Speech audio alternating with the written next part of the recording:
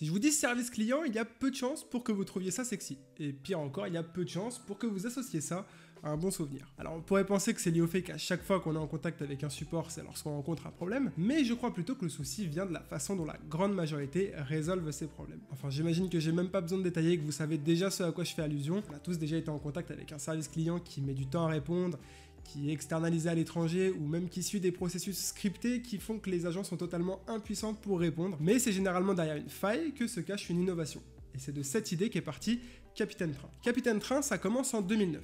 Et pour faire simple, à ce moment-là, la SNCF était incapable de proposer une bonne expérience à ses clients pour acheter des billets de train sur internet. Du coup, ils ont voulu créer un site web simple à utiliser pour que leurs clients partent de chez eux avec leurs billets de train aussi rapidement qu'ils sont venus. Et dans leur vision, une bonne expérience client, ça n'est que la somme de deux choses, un bon produit et un bon service à la clientèle. Alors c'est sur ce deuxième point qu'ils ont voulu se spécialiser pour aller totalement à l'encontre de ce que faisait la SNCF et en faire leur cœur de métier. Et juste pour info, en 2016, Capitaine Train a été racheté pour 200 millions d'euros par son concurrent britannique Trainline. Donc on peut dire qu'en l'espace de 7 ans, cette start-up française a bien réussi à imposer son modèle et sa vision du service client. C'est ce que développe en gros Jonathan Lefebvre, qui était le troisième employé de la boîte et la personne à la tête du support, dans son livre L'obsession du service client. Avant de vous exposer ce que j'en ai appris, je tiens juste à préciser, comme c'est écrit dans le livre, qu'il n'existe pas de recette miracle, c'est juste une façon de penser qui est là pour apporter une considération différente au service client. Cette vision, elle commence à partir d'un verbe, qui en réalité résume une grande partie du travail des assistants, répondre. Répondre, selon de Larousse, ça s'accorde à dire, énoncer quelque chose en retour à quelqu'un qui a parlé, posé une question. Du coup, c'est à partir de cette base que Capitaine Train a mûri son service client en construisant 4 axes d'organisation. Répondre vite, répondre avec style, répondre sur les bons canaux et répondre de manière efficace. Pour commencer, les gens adorent la réactivité, mais encore plus aujourd'hui, à l'heure où tout va très vite et où l'instantanéité tend à s'imposer comme une norme dans nos expériences. Du coup, quel que soit le problème à traiter, les réponses passeront toujours mieux si elles arrivent dans des délais extrêmement courts. Et pour faire simple, plus une réponse arrive vite et plus le client est satisfait. Même si c'est pour annoncer quelque chose qui n'est pas forcément agréable à entendre. Comme on dit, un nom vite dit est un nom bien dit. Pour aller encore plus loin là-dessus, la vitesse est tellement importante pour Capitaine Train qu'ils ont décidé de mettre de côté tous les questionnaires de satisfaction et NPS afin que le temps de réponse médian soit la seule mesure de qualité pour mesurer la performance de leur support. Mais bon, évidemment, la vitesse ne sert à rien si la qualité n'est pas au rendez-vous. Et avant de traiter le sujet sur le fond, il faut déjà qu'on voit comment y mettre la forme. Le service client de Capitaine Train a un visage humain. Donc typiquement, là où la SNCF pourrait annoncer un problème en disant « Nous avons été confrontés depuis mi-août à une tension sur les opérations de maintenance du matériel roulant qui s'est traduite par un non-respect des compositions de train », eh bien Capitaine Train va plutôt dire « Il y a toujours autant de voyageurs, mais de notre côté, nous manquons de wagons. La plupart sont en réparation, les gens sont donc serrés comme des sardines. » En fait, ils détestent le style corporate qui cherche à séduire tout le monde, mais qui au final ne plaît à personne. A l'inverse, ils préfèrent parler à leurs clients comme à des amis, donc d'individu à individu, et non pas de marque à consommateur. Du coup, pour ce faire, ils prennent une voix affective, presque parlée, et un ton qui lui s'adapte à celui du client pour finalement le toucher véritablement. Et en fait, le simple fait de parler naturellement, eh bien ça permet de créer des relations authentiques avec les gens. Et il faut aussi se rappeler que les membres d'une équipe support ont tous une personnalité différente, donc ça serait dommage de se cacher derrière la façade d'une entreprise. Maintenant qu'on a vu les bonnes pratiques pour répondre aux clients, il faut qu'on parle des différents canaux de communication qui existent pour leur parler. Déjà pour commencer, Captain Train a tout simplement dit non au support par téléphone, et ils sont persuadés que c'est une bonne chose pour leurs clients. Comme on vient de le voir, le temps de réponse est un facteur capital dans la satisfaction de ceux qui rencontrent un problème. Du coup, logiquement, la majorité des gens contactent par téléphone dans l'espoir d'avoir une réponse immédiate. Mais contrairement à ce qu'ils peuvent penser, il est très rare de pouvoir répondre immédiatement à une question posée. Et en plus de ça, le temps d'attente au téléphone est souvent un point sensible dans n'importe quelle expérience client. La solution face à ce problème, c'est les systèmes de communication asynchrone. D'un côté, le client peut envoyer son message et faire autre chose en attendant qu'on lui réponde, et de l'autre, l'agent peut gérer un flux de demande bien plus important que s'il était au téléphone. En plus de ça, les conversations orales sont éphémères, alors que les conversations écrites peuvent être gardées, analysées et traitées, afin de créer une belle base de connaissances qui permettra d'améliorer le produit. Mais je reviendrai là-dessus un peu plus tard. Alors à mon avis, il ne faut pas non plus cracher sur l'assistance téléphonique, parce que parfois elle peut être utile.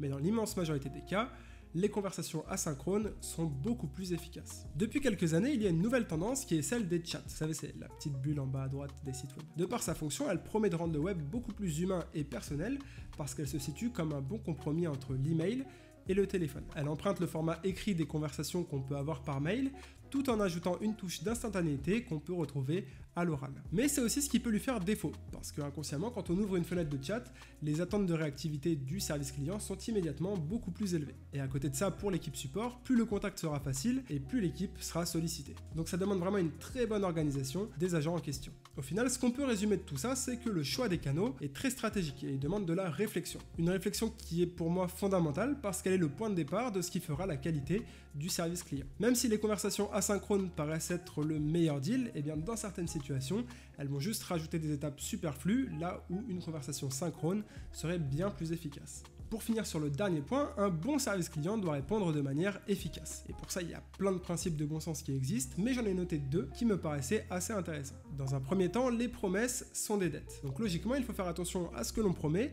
car le discours d'un service client a le pouvoir de déterminer les attentes. Et par rapport à ça, la satisfaction d'un client n'est rien d'autre que la différence entre ses attentes et la qualité de la prestation qu'il perçoit. Du coup, la solution, c'est de promettre avec parcimonie et d'arrêter de s'engager sur des choses où l'incertitude est trop grande. Comme dirait Jonathan, promets moins, délivre plus. Et dans un second temps, selon le livre, l'inbox 0 devrait faire partie intégrante de votre philosophie. Alors, je prévois de faire une vidéo un peu plus complète à ce sujet, donc d'ailleurs vous pouvez me dire si ça vous intéresse en commentaire, mais pour ceux qui ne connaîtraient pas, c'est l'américain Merlin Mann qui a inventé cette expression pour encourager les gens à traiter leur boîte de réception comme une liste de tâches. Le but, c'est qu'elle soit régulièrement vide pour ne pas encombrer son esprit avec des messages qui s'empilent à l'infini et qui créent du stress et de la désorganisation. Selon certaines études, les gens qui utilisent cette méthode sont beaucoup plus fiables et productifs que la moyenne. D'ailleurs, si on en croit la légende, c'est apparemment celle qu'utilise Xavier Niel pour répondre à environ 1000 mails par jour. Donc voilà, avec ces 4 points que je viens de vous présenter, on voit bien qu'il y a un changement de paradigme sur le service client par rapport à ce qui est traditionnellement appliqué dans les grandes boîtes. Et on peut même aller encore plus loin dans cette vision, notamment avec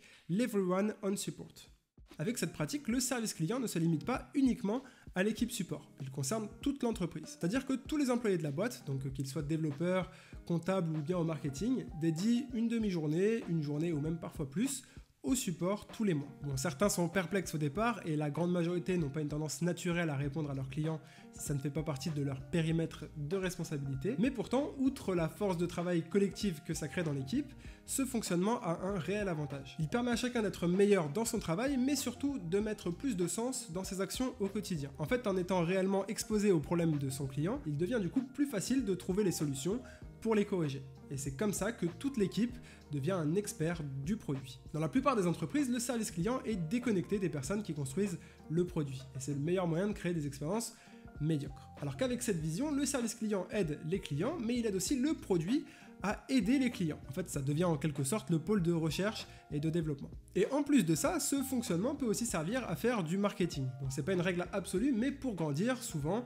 il faut qu'une entreprise gagne plus de clients qu'elle n'en perd. Et donc de là, elle a 2 solutions. Soit elle cherche à en gagner le plus possible, soit elle cherche à en perdre le moins possible. Pour reprendre l'exemple de la SNCF, ils dépensent des budgets en publicité monstrueux pour toucher des nouveaux clients, alors qu'à l'inverse, Capitaine Train a investi pour les garder. Ils ont toujours vu leur service client comme leur premier investissement, parce que pour donner envie à leurs amis d'utiliser leur service, eh bien leurs clients seront toujours beaucoup plus légitimes qu'eux-mêmes. Donc en gros, l'idée c'est de créer une expérience tellement bonne que leurs clients se chargeront de faire le marketing à leur place. Bon, bien sûr, là on a vu le côté cool de ce type d'organisation avec ses bénéfices, mais comme tout service client, il présente aussi des limites. Lorsque l'on croit en un service client profondément humain, donc à l'opposé des processus industrialisables et automatisables, eh bien il est beaucoup plus difficile d'affronter la croissance. Et c'est la grande problématique qu'a dû affronter Captain Train. Comment scaler son support ?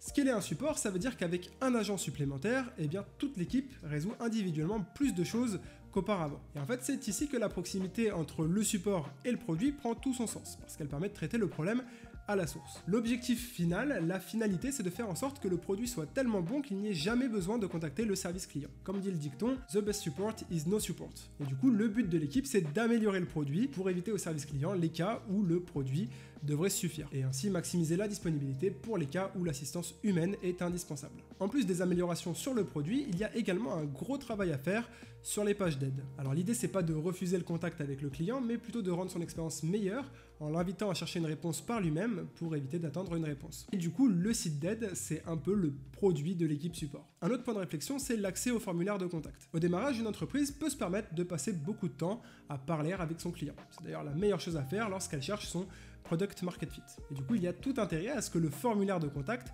soit extrêmement visible. Mais lorsque la machine est lancée et que du coup elle s'engage sur la voie de la croissance, eh bien elle ne peut logiquement plus se permettre de passer autant de temps avec chacun de ses clients. C'est même les fondements d'une startup en croissance où l'idée c'est que les clients augmentent bien plus vite que les personnes pour s'en occuper. D'ailleurs, c'est souvent à partir de là que les grandes entreprises infligent un parcours du combattant à leurs clients pour entrer en contact avec eux, afin de ne pas être submergés de demandes. Et du coup, leur préoccupation première, ça devient de gérer de gros volumes, tout en gardant un bon niveau de qualité. En fait, arrivé à ce stade, il faut trouver son positionnement en jouant sur l'échelle de difficulté pour contacter le service client. Bon, évidemment, cette vidéo n'est qu'un résumé de ce que j'ai retenu de ce livre, mais j'espère vraiment qu'elle vous aura donné envie de creuser sur le sujet. Si vous avez d'autres livres dont vous souhaiteriez avoir un résumé, n'hésitez pas à me le dire dans les commentaires. Vous pouvez aussi vous abonner à cette chaîne pour ne pas rater nos prochaines vidéos, et puis pour ma part, je vous dis à la prochaine.